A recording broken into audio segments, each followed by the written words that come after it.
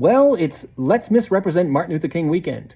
By which I mean you'll hear lots of politicians and journalists make statements and give tributes to Martin Luther King that focus on just a tiny little part of his I Have a Dream speech in order to depict him as a man who just wanted peace and wanted everyone just to get along.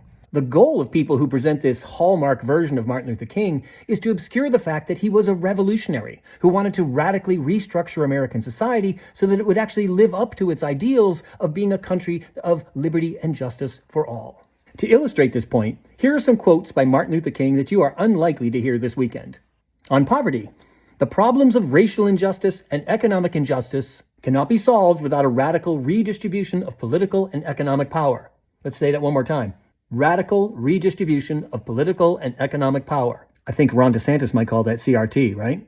On riots, quote, riots do not develop out of thin air.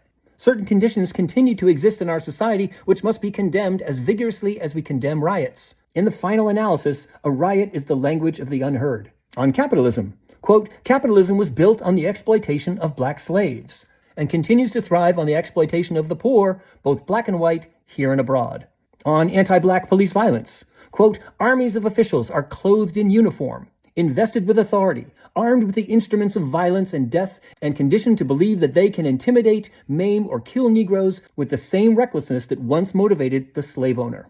I could go on, but hopefully you get the idea. Despite what you'll hear all weekend long, Martin Luther King's goal was not peace, it was justice. A justice he emphasized could not be brought about by mere words. It was a justice that required the radical restructuring of American society. White Americans despised Martin Luther King for calling out their hypocritical claims that America was a land of liberty and justice for all.